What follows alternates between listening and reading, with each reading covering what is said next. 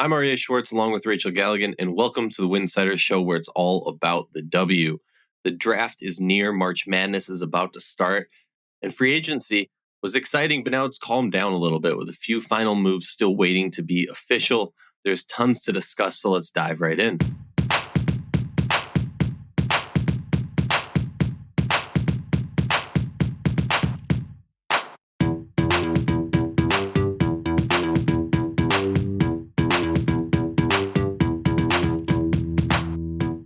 Welcome back to the Winsidr show. Very excited to be here with my pal, Rachel Galligan. There's tons of headlines in the women's basketball WNBA world, so let's discuss. I guess like the main topic, the big thing right now, I don't know why we continue to give, and we're not even going to say the names of the people, because I don't think, and I assume Rachel agrees with me, I don't think we should be giving attention to, excuse my languages, these morons who don't know what they're talking about, who see, oh, women's basketball is on the rise. Let me try and get a take in. Let me try and get a comment in to make myself, I don't know, known, relevant in this industry, whatever it is. Whatever they're doing, they're stumbling, falling right on their face, and they look like idiots. I'll do my version of the breakdown, and Rachel, feel free to be more eloquent and smarter. But essentially, NIL, okay? Name, image, likeness.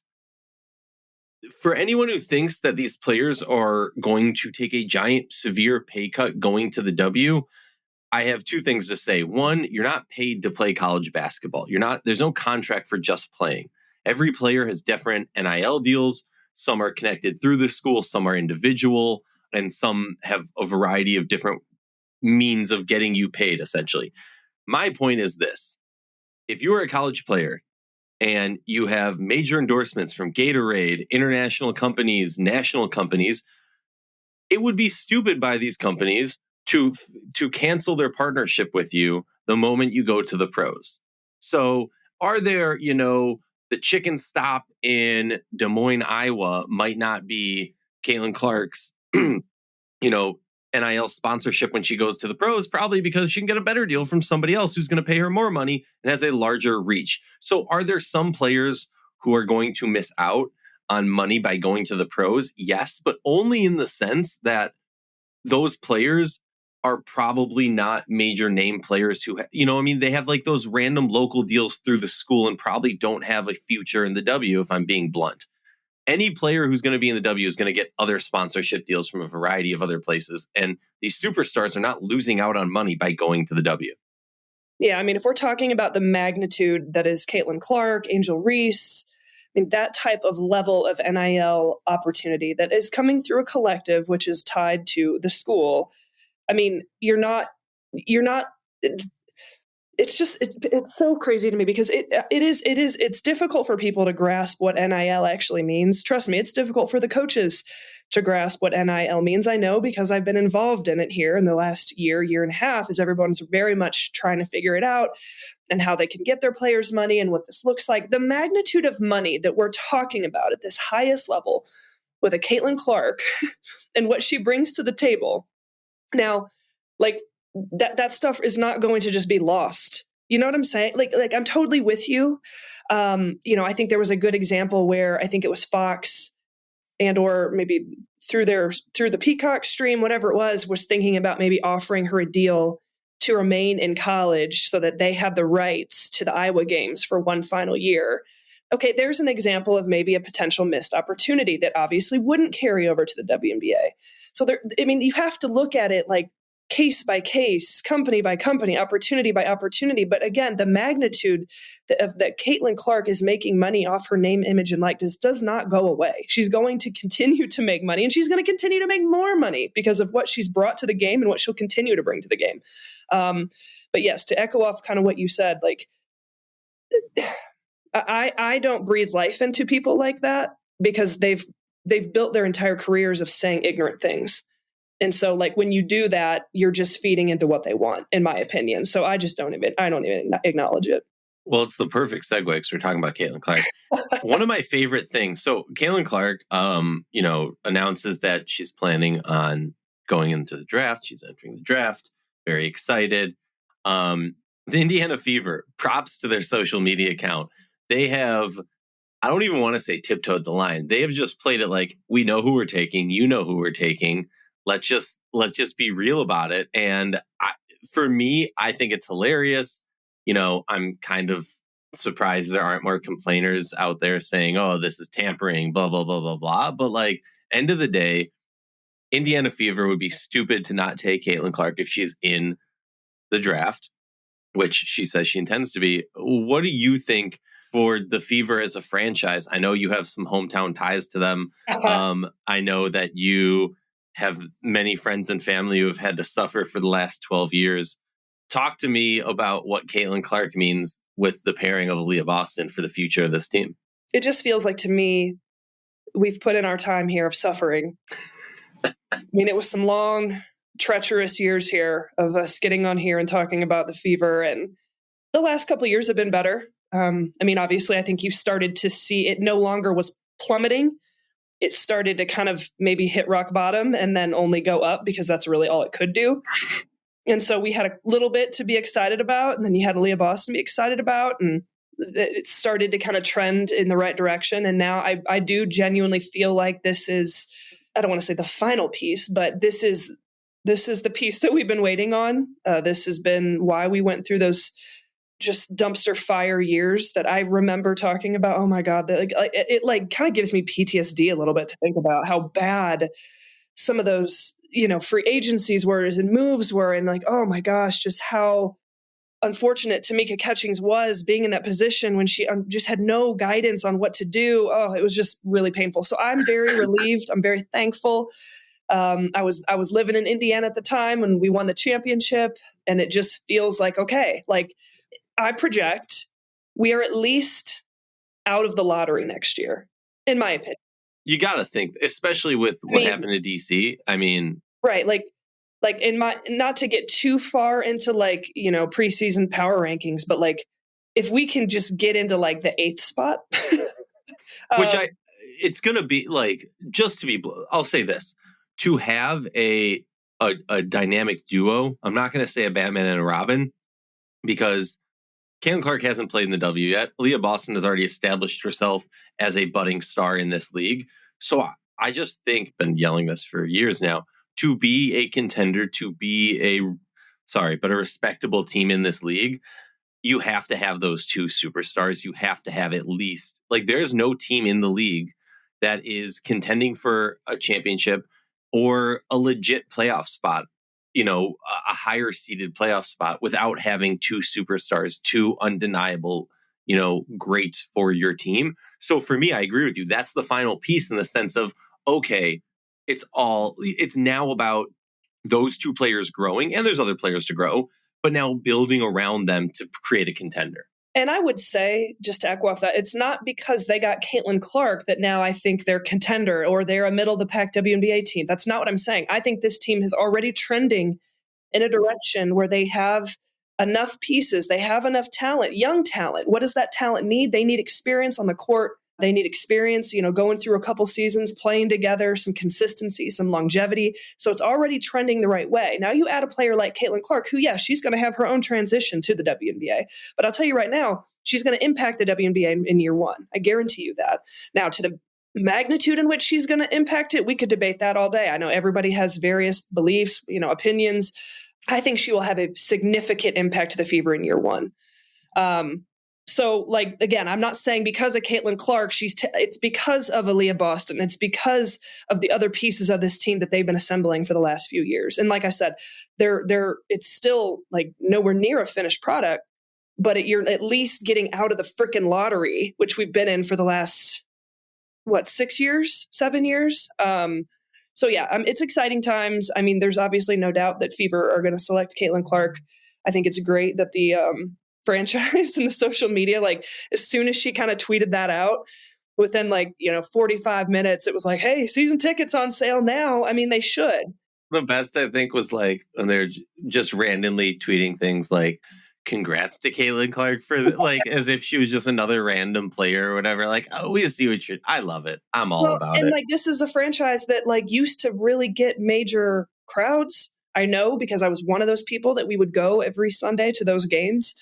But now it's dropped off. We've watched this crowd really diminish because of the dumpster fire that it's been. So now like the crowd, and I am not surprised that she's going to the WNBA. We've talked about it. Her boyfriend works for the Indiana Pacers. I think she needs to be challenged in a new way. That doesn't surprise me whatsoever. But at the same time, like this is a perfect market for her, a Midwestern market. You're still able to pull that Iowa crowd, the Illinois crowd, all of that heartland, the Midwestern crowd of the United States, which, let's be honest, that's her bread and butter. I think it's a perfect market for her. And I'm assuming when she sat down with all of her, deals and all of her, big companies and talked about the money, everybody agreed with that. So I think it's actually a really smart move. It's a really smart career move. I mean, yeah, because the only other option is hope that the Lynx, right? Imagine Caitlin Clark goes to Chicago.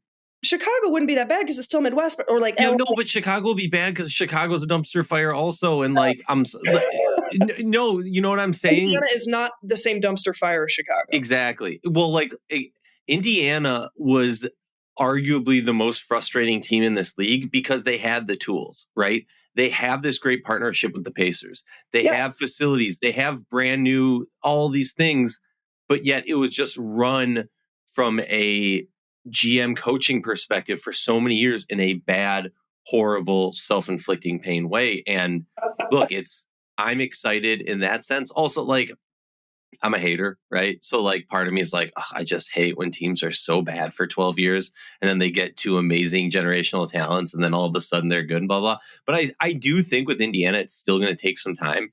I view Indiana maybe same thing as the Aces. I was going to say Dallas. I was looking more at Dallas even, where Dallas is a team that had so much young talent like Indiana has. Obviously, they came to it in different ways, but had so much young talent. Now it's going to take time with them together. I think Indiana's going to be much better. I don't think they're a lottery team anymore.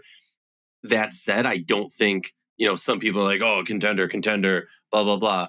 No, not yet. They're going to take some time. They're going to need to grow together. Yeah. They're going to be borderline lottery.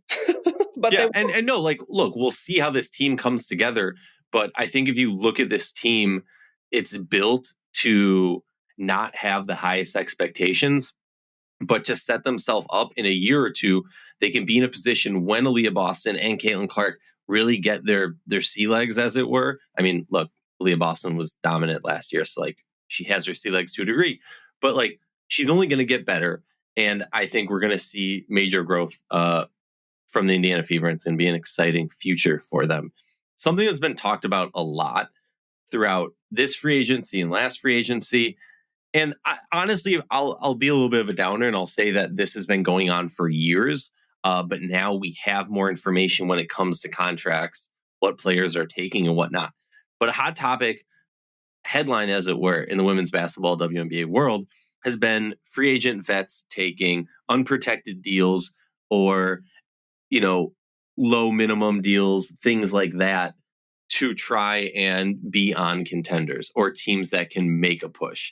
And to me, it's okay, we've seen that before. We saw that in Minnesota. We saw that in a variety of other places at times where, hey, we have this great nucleus. We just need pieces around it. I think, look, I will be the first to say it. I was extremely harsh and hard on the Las Vegas Aces and their GM moves. And they have flipped it around, right? They have been able to make this team better coming off of championships. Now, we saw that arguably in a place like Chicago after they won a championship, but I think it's different in a lot of ways. But what do you think in the terms of vets taking unprotected deals? No, so, like Stewie or JJ or, some of these other big names, not all of them are taking protected deals. Some of them just want to win. Well, and they want to win, but they also want to be a part of a great franchise, a franchise that's being run the right way, that has resources and recovery and facilities and, billion-dollar owners. I mean, that is the part of this that is fascinating. It's not like we're seeing unprotected deals and people are going to Chicago, or even Minnesota. I mean, again, no knock on Minnesota because that's two completely different type of franchises. But what you're seeing is like people want to be a part of the Las Vegas Aces because of the added extra benefits and bonuses that come with being a part of that team, which nobody wants to talk about, but are very much happening. Same things happening in Phoenix, same things happening in New York. Some people feel like, oh, they're cheating and this isn't fair. Other GMs would sit here and say, we don't know what the rules are. So how do we compete with some of these powerhouses and stretch the rules as well? There are added benefits and bonuses that are taking place that are outside of just the salary. And people want to be a part of these franchises that are ran, in my opinion, the best in the league. And we know who those are at this point. I think it's very obvious. Vegas, New York, now Phoenix. You could probably start to wonder a little bit about Seattle. I think Seattle has enough recognition and support and facilities and everything that people want to be a part of that. But I don't blame these players because I think they're monetizing it and they're making up for some of that salary cut in other ways. Well, I do think something that's interesting, all right, Stewie taking unprotected doesn't mean anything to me personally because there's no way New York's stupid enough to cut her, right? There's no way they're going to go, oh, we're in a tight crunch and, she's injured. We're going to cut her so that we can stop. You're not going to do that because then you're cutting off getting her for future years, whatever. Yes. You're burning that bridge, I would assume. JJ obviously protected. Sorry, I misspoke earlier.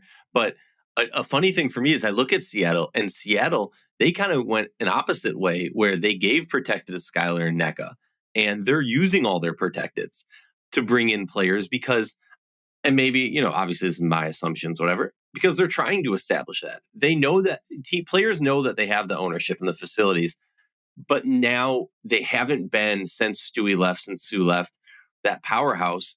And this was an opportunity for them to say, hey, we have those superstars, now come join us. I mean, Candace Parker's another vet who's taking an unprotected contract, lower than, she probably could have gotten offered from a variety of other teams. But at the end of the day, it comes down to wanting to find ways to win. And like you said, be part of those teams that are committed to the players. Well, and how much of this has to do with the new CBA coming down the pike? Mm-hmm. And some of the changes that are going to take place. And, so much is going to be different when that is all, discussed and Players Association voted upon, all those sorts of things. And so I think that's a lot of why you're seeing, these 1 year unprotected type of situations, because a lot's going to change. I mean, it feels like it was just yesterday where this new CBA came into play. Well, now we're on the brink of the next one and a lot's going to change. And I think that that's obviously very much at play here. Well, and then, there are some players who are smart enough to say, I will take a longer contract because I know I'm not going to get a better contract like this, especially because the thing that people aren't ready to talk about, which I'll just kind of put it out there and then we'll move on to the tourney. But people don't, I don't know if people don't remember, people need to remember and talk about the shift and then the adjustment period after. When a new CBA comes to, and we saw this, a few years ago when they signed the new CBA, all of a sudden it was throw tons of money and rosters got super top weighted. And then there was a year of readjusting. And then there was another, and now we've kind of, we've poked holes at the deficiencies of it. And everybody. Exactly. And now GMs have grown smarter and understand how to go about this and understand the market. So it's going to be interesting those first few years and kind of what GMs are able. The CBA arguably is the biggest, when new CBAs are signed, is arguably the biggest challenge for a GM in certain aspects. So I think it's a really interesting aspect that we'll have to talk about future a lot more. March Madness, Rachel, you don't have to pick a team because I'm not that big of a jerk. But for me, me, WNBA person, not watching the most college basketball, watch a few games, randomly will text you, who's number blah, blah, blah on this team. I'm a fan. What's going on with this player?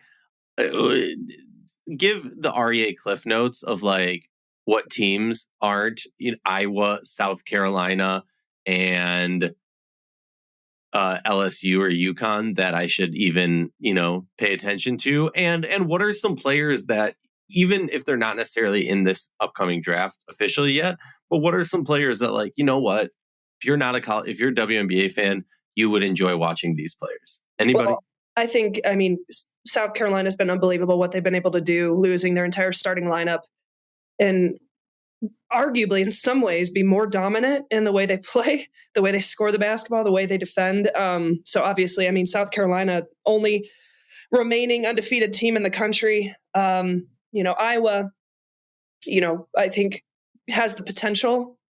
I don't know that I don't personally, I mean, they could, I guess, but I don't know that they're a Final Four team.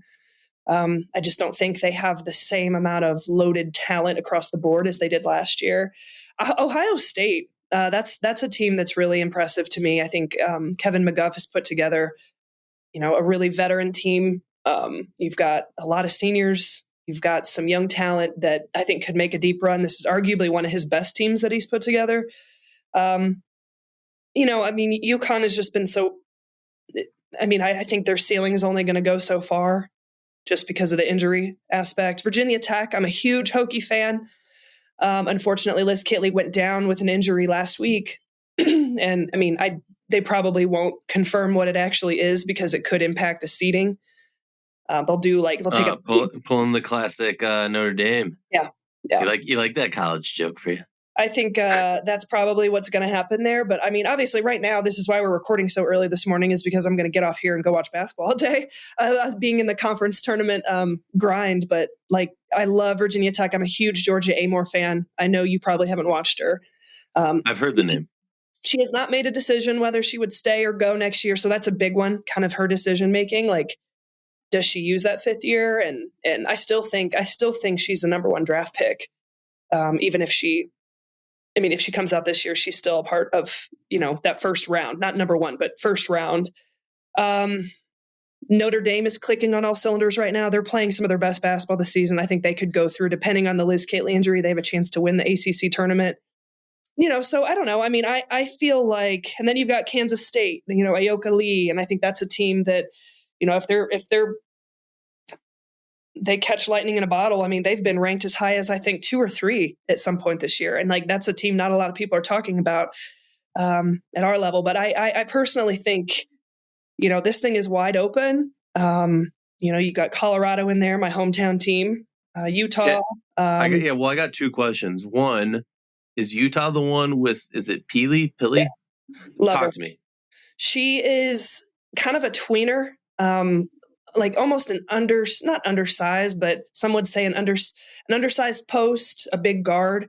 She's versatile and she's really strong. She can score a lot of ways. She can play with her back to the basket and score down low. She can stretch the floor and shoot the three. I think she's a 41% 3-point shooter this year. She's just kind of a Swiss Army knife. And I know a lot of WNBA teams are fans of her. I could definitely see her going in the first round. And honestly, I think she's a little bit underrated. I think people are sleeping on her a little bit and how good she is.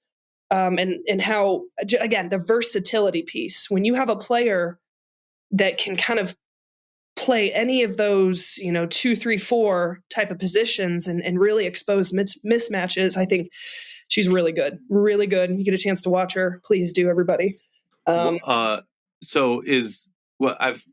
Maybe I'm making this up. Alicia Clark, is that a fair comparison? Maybe from the Swiss Army knife type of comparison, maybe. I think Pili is a little more her build, is a little more would remind you of kind of more of a back to the basket post player. Okay. But it's not terrible. When I look at her, when I was actually doing this, working on this mock draft yesterday, and I was to be fair, I'm basing it just off of how you described her. To me, that was a WNBA player that came to mind. So I'm curious. Both proficient scorers, both people, they could score a lot of ways. They could score down low. So yeah, maybe that is a good comparison. I just think she's something different across the board. I think with her strength in general too is something that's unique. And so that's actually not a terrible comparison. I hadn't thought of that. But yeah, I could see a lot of WNBA teams really liking her because I think her game would translate fairly well. But yeah, she's a big one. And I think she'll go in the first round if I had to guess. Last college question, Juju. You told me a while ago, forget the hype, just watch her. She's so fun to watch. Just watch her. I have watched. She's so fun. Yeah. Future, in my opinion. you know? I mean, wow. I mean, you look at USC and just kind of this quick resurgence, it's so impressive. And, I'm honestly surprised I didn't quite bring it up. I just think with her only being a freshman and this team kind of being just now this year back into this kind of national spotlight, I feel like, okay, give them another year or two together and watch them, they're not far from being in that Final Four discussion, in my opinion, especially when you got a generational talent like Juju Watkins. I mean, she is as special as they come. Everything that's being said about her is true. I mean, granted, she plays in the Pac-12, so it's like nearly impossible to watch her play for me. But the few times I've been able to, or I've been able to pull her up on Synergy, I mean, just out of this world in terms of her skill set and her mentality. That's the most impressive thing as a freshman coming out here with that killer instinct that she has. And I mean, how scary is that going to be, by the time she's a senior and the way she's playing? I mean, she's the future of the game. She's the future of the game. I definitely need to watch more. I haven't watched anything of her on defense closely at all, but what I've seen, if I'm being real, and call me crazy, call me, biased, whatever, I'm seeing flashes of Maya Moore and Simone Augustus in her game. Ooh, okay. She's just fun to watch. She's entertaining. She's fun. Yep. I'm excited to see where she ends up when the great day graces us that she comes to the W. Caitlin Clark, we talked about her earlier, but we just got to give a little bit of credit, right? Breaking Pistol Pete's record. Amazing. Records left and right, doing it in half-court shots the way only Caitlin Clark does. Any thoughts on, I know we've talked way too much about college basketball players for this episode for my comfort. But it's good. It's March. My only thoughts are, I've just been tried to soak in every moment here of her final year in college and what we've been able to watch over the last couple of years, especially when she started really getting national spotlight and bringing that national spotlight. I mean, what she's doing, by attracting fans and attracting people who have never given a flying F about our game is so special. I couldn't even get my sister Hardly to come watch me play college basketball, and she'll text me, like, when is Caitlin playing today? That's the best. Nikki will be like, I'll be like, oh, you want to watch this game with me? And she's like, I'm good, and goes and does something else. And then she's like, oh, is Caitlin playing? And like has to sit down with me. Or what time is Caitlin playing? And I've watched that time. I'll be in the grocery store here in Colorado, and someone will see that I'm just a tall person, and they'll be like, hey, what do you think of that Caitlin Clark? I mean, I think that's amazing that it's kind of transcended. Just, she's a household name. And because she's become a household name and she's so exciting for people, they want to be a part of our game. And that's special because, right, that's what we're doing here every single day. And that's what we're fighting for every single day. And I think the way she's handled this I mean, what is she, 22, as a 22-year-old? I don't even know if that's her actual age, but around that age, a young 20-year-old handling this pressure and this national spotlight and everything that's being thrown at her. I remember when I was a senior in college and like how I was functioning. And I'm just so impressed with how she's conducted herself and every interview she ever gives, she talks about her teammates and she gives credit to her teammates and her coaches. And I just think she's been really graceful through this entire thing. And I can't imagine the pressure that's on her shoulders, but I think she's handled it with so much poise. And so I'm just personally trying to step back and just really soak in this moment in time and what she's been able to do, because it is special. This is what sports are about, is being able to see these special, record-breaking, unbelievable moments. That's how people become fans of something. That's how people will really get drawn into a game. And that's what she's helping our game kind of grow in. And so I'm just really thankful for it. And I'm just trying to just enjoy every minute I can finishing up watching her play. And then we'll get to the point where we talk about her WNBA career. But right now I'm just living in the moment. Yeah, it's kind of crazy how many friends similarly have never shown any interest in women's basketball. And you're like, where have you been? Yeah, right. All of a sudden blowing up. I have a friend, I'm not going to name names, but I have a friend who his kids go to the same school as Rebecca Brunson's kid. And they, become friendly and go to whatever. I, for years, have been trying to get this guy. He's a huge basketball head. And there's so many great women and storylines and records. And I mean, And so, talking to him, he's like, oh, well, because I was hanging out with Brunson, I started to start watching college basketball and all this. And then all of a sudden I'm like, oh, now you're watching. And then he's texting me, I can't believe this game's on Peacock. I'm so upset. I'm never watching women's basketball again. It's so stupid. How can they do this to us? And then like a week later, or 2 days later, I'm watching it again. And oh my God, she's so amazing on this, and that. And I'm like dropping stuff on him. And he's like, blown away by the most simplistic, things that whatever. The point, not saying that Caitlin Clark is simplistic. What I'm trying to say is like, there's so many amazing women's basketball players. Instead of, and this is my take at least, instead of closing the door on these people who are coming to join the fan bus, the fan train, whatever it is, the hype train, let's embrace them and let's try and be like, hey, learn a little bit of the history. Well, and this is what it is, Rick. We all can think about that moment. Who was that person that opened the door? Who we all want to be a part of greatness. We all want to witness greatness. We all want to feel like we have our hand in this moment in time that's greatness. And like, who was it for you? I know who it was for you, Simone Augustus. For me, it was Cynthia Cooper as a very young little girl. Like, we all want that person that we just kind of connect to. And she's doing that with so many people here currently in 2023, 2024. And we should not shut the door on these people. We should welcome in and help them learn and help them understand the vast amount of other phenomenal, histories and records and just how beautiful this game is. So I don't know, like I said, I'm really just thankful to be in, and it was the same thing. I mean, not the same, it was a little different with Kelsey Plum.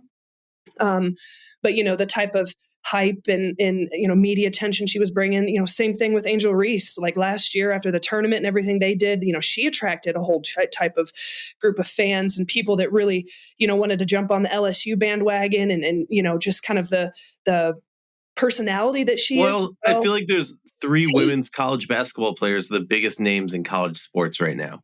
Maybe I'm crazy. Maybe I'm living in my bubble, but I feel like, Angel, Clark, and Juju are the biggest names in college basketball, no doubt. Yeah. College sports in general, I would even argue they are the biggest names in it, which is a sign of the times, but also just like, let's not make this the peak for women's basketball. Let's continue doing the work. These new people who are joining, hey, if you're a content creator, that means you got 1,000 new eyes for your old content. Mm-hmm. If you're, whatever you are, it just means more opportunity to, welcome them in and say, hey, let's grow the game. Because at the end of the day, if you're a fan of the W, if you're a fan of women's basketball, you want it to get better so that the situations for these players are better. And then the last thing we'll chat about real briefly, Toronto, apparently back in the news, trying to make a push to be the 14th team in the WNBA.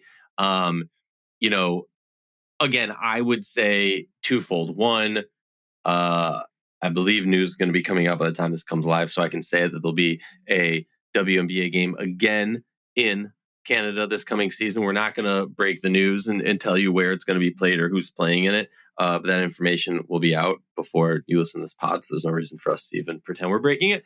Right. But the point is that there's going to be more games in Canada. Toronto's bid, fluctuated from one side saying, oh, you upped the buy-in. The other side saying, oh, you didn't commit to giving us the arena for the amount of time we wanted, back and forth. Honestly, if I'm being real, it was petty stuff. And as I said before, and I'll say it again, it was a total swing and a miss by the league to not have another team lined up. We thought it was Portland, then Portland fell through. If you are going to turn down and make it definitive no to a team, in my opinion, at least, you have to have another one backed up, waiting on deck, whatever the term is. Because otherwise, what are we doing? And if we're going to have a Canadian team, you need charter flights. I don't know how else you do it unless like American and Canadian governments like make a rule for any time a WNBA team is on the commercial flight, they don't have to go through. Like what are we talking about? Yeah, you're talking to someone who is in Denver, who was a part of that bid, and hearing some of the whisperings and from the ownership group and things how that went down here. I'm a little bit like bitter at the league and just kind of how this was handled from like I don't know. I'm going to try to be careful here and not say anything that burns bridges, but You don't want to burn bridges. You've got people with money who want to invest in your game. Let's continue to work together. Let's continue to communicate. We know that expansion is going to span far past just this year. We're talking about maybe 2 more years here in a couple of years. So how are you going to not communicate, not get back to people, burn bridges, have these disagreements? I don't know that this, I don't know, and I don't know this for a fact, but I don't know that this whole expansion process has been handled well by the league, by Kathy. I don't know. It sounds like to me there's been a lot of it hasn't been handled great. And I think you saw the same thing in Toronto. Is it petty stuff? The same stuff in Portland? I don't know. Toronto might have been a little more internal issues with like amongst themselves. But to me, I'm just cautiously, I guess, willing to be optimistic about Toronto. I'm not excited. I'm not impressed with how this expansion process has taken place. I don't quite understand how we're going to do the flights. I mean, I just don't know how that looks. I don't know how that, I don't think that we're quite ready for that yet, but who knows? Maybe if, this is a year and a half or whatever from now, like maybe it can get to that point. Maybe there's a greater plan in place. So, I don't know. I'm just saying I'm not excited about any of this. I'm just going to wait and see what happens because there's too many reports of Toronto, then it falls through Portland, then it falls through. Oh, we want to reopen the door in Denver, then it falls through. I mean, it's just. Oh, we got a new billionaire over here. Oh, then it falls. It just sounds just messy right now. And I'm not going to allow myself to really analyze anything or get excited about anything until something's set in stone. Look, I am not one to pull any punches against the league. I think at certain times I don't blame the W because I blame the NBA. I don't blame Kathy because I think sometimes her hands are tied. This is something that, again, I'll say, I don't know. It's possible that this is a bigger than the W thing and it's not the W's fault. I agree. Totally. Definitely possible. End of the day, like, whatever the litmus test, whatever the way to judge them is, the expansion process has not been run smoothly from what you and I have both heard from a variety of different people. At least it doesn't feel like it from our perspective. Yes. It feels very much like a stumble, a trip, and we're just kind of fumbling into the next potential place. And then, that falls through. Okay, let's fumble into the next potential I feel like I'm in a disheveled suit going into a meeting with a binder of folders and I bump into the door and all the full papers fly everywhere and I'm trying to reshuffle them. That's what it feels like. Yeah, that's what it feels like. And maybe we're completely off base and we're wrong. But now when I step back and I think about, the expansion and what we have in place. And yes, that of course excites me, but it just doesn't feel like it's been smooth. But I am excited to talk about this for the next year and what that means and expansion drafts. I mean, we're going to have no shortage of content to talk about. That's for damn sure. But yeah, I mean, I don't know. Whatever. At least we're on the brink of it. And we do know that there is, an urgency, not a sense of urgency, but to add that 14th team. I think it's got to be figured out sooner than later. And if Toronto's it, then I'm excited to see what kind of plans and logistics they have in play to make that work. I'll just be mad if they add another team and then they add 2 more teams to the playoffs. Well, you can't have the whole league making the playoffs. I just look at some of these. We're talking about expansion, but then we have a franchise like Chicago. And I'm going to be extremely harsh on Chicago because I feel like I can. But like, what are you doing? how is that even functioning? Like, and again, this is a whole other tangent. But talk about PR. I mean, we go into that, but that's a different story. But talk about PR spins. They win the championship. They don't capitalize on that to get things done. Now they're playing catch up. Oh, we should get a stadium with some public funding. There's nothing in place. There's nothing actually happening. And Rachel, I don't know if you saw this. An excuse they had was the fact that we haven't built anything yet should tell you how serious we are about building something because we won't do it unless it's like what we want or something. Was the most asinine, head backwards thing I've ever heard. Chicago is a mess. You literally have a player handpick the coach and then dip out a month later. Well, and then it's like, okay, let's throw in some new ownerships, right? And like make it seem like Dwayne Wade is really investing in this thing. And we've got all this money now. No, you don't. No, you don't. Okay, there's probably they felt so much pressure last year. They should have done it the year after they won the championship, but it was happening last year. All this pressure to come up with all this PR spin noise, new facility, look at our new ownership, look what we're doing. When at the end of the day, it's like lipstick on a pig. It doesn't feel like that's real. I want to know the truth. I would love to know the real numbers. I want to know what the actual business plan is, because I'm not seeing anything right now. But anyway, my point is, it's interesting to me that, we're talking about Toronto and these expansion teams, and then we've got a franchise like Chicago that's currently the new dumpster fire. And it's like, how does they practice at a community center? And how is this still operational in the current world of the WNBA? And how do we have a team who's won a championship? I mean, a team in general, forget winning a championship. How do you have a team that their practice facility is a public community center? Because that was okay 10 years ago. Because they could get away with it 10 years ago. It starts with ownership. Mm-hmm. So, Rachel, one last thought. Who's your GOAT?